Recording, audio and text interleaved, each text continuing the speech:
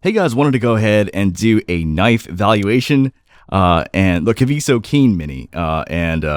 Here's a knife. So let me just go ahead and go over a few things here. So a disclaimer, I am very new to pocket knives, just getting into it and falling in the rabbit hole. So the way I review it is a little different from other knife reviewers. Mine is much more shorter, but basically I talk about why I bought it, things you should know, and overall thoughts. Okay, so why did I buy this knife? So many reasons. First of all, this is a Ray Laconico design. And in my opinion, his knives, they all kind of look the same. So, but it's a very beautiful aesthetic. And this is $55. So to me, it was kind of like a no-brainer. And I like it because this is the mini version, which is a smaller version, which is, in my opinion, a much more useful sort of shape for me. Ray Laconico, his knives tend to all look the same. They all look like this. They either look like that or they look like that. It's kind of like a oval, and then it pokes out. It's the same way Spyderco knives, they all look the same. This is a Spyderco knife. They all look the same. All Spyderco knives look like this. But yeah, this is just kind of like his thing. But I just found when I would look at footage, I was like, hey, that looks actually pretty good. And to get it for $55 seems like a pretty good deal. Okay, so let's go over things you should know.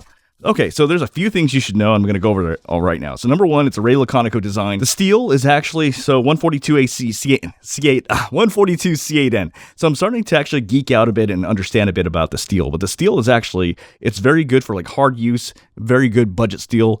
The third thing you should know is that this knife is actually quite slippery. So the material is made of aluminum, and so for me, when I was actually kind of fiddling with it, I found that if I sweat or things like that, you can actually even see it right now because my hands are kind of sweating, it's very, very slippery. So that could be an issue. The fourth thing you should know is that it's not matte black. It's more like a shiny black. I actually wish it was more of a matte black, but you really can't complain at $55. The fifth thing I want to mention is this has excellent ergonomics, like just really. I keep saying that all the time, excellent ergonomics, but that's just what it is. Like, it just has good ergonomics. I will let you know when I come across a knife with bad ergonomics, because I have seen a few, but this is definitely one with great ergonomics. And what I love about this is that the clip does not eat into the skin. So usually I'll take it out if I don't like it. There's certain ones where I've taken them out. This, no need to. It is really, really excellent ergonomics on this. Thing you should know. Another thing I want to mention is this has excellent weight to performance, and I'll kind of elaborate. And this is more specific to me, not to anyone else. So sometimes I feel like knife, and it's just too big for its own good. So I'll kind of go over one, the Kaiser, right? So to me, like my hands are about this large, right? So that's my hand right there, and that's my hand right there. But I always feel like this has a lot more than this, and I'm always just thinking to myself, like, why do I need that much more? And it's just like, this is that much more larger. So I just feel like, I guess the point I'm trying to say is that this just seems like it has the right amount of steel for what I need, and it's the perfect size. It's very, very ergonomic. It's the right amount of size.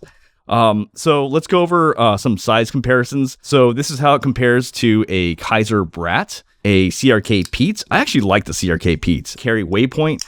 I feel like the Quiet Carry, this is like a really spectacular knife. A Benchmade Bug Out. I know this is a very popular knife amongst everybody, so you can Quiet Carry Savenza, small.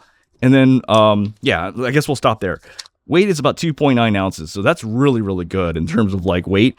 Very carryable, in my opinion, very carryable.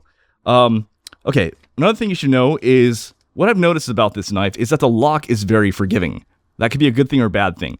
So what I mean is, here, when I try to lock it, it's very easy. It's so easy to lock it, to lock it.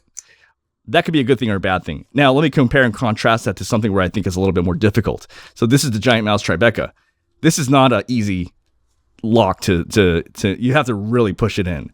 Or like a good example would be like the Savenza. It's not like you can just easily one hand push it. You have to do it. It's quite a bit of force you got to do it. You got to, so this is a lot more, you see that, how easy that is? It's very forgiving.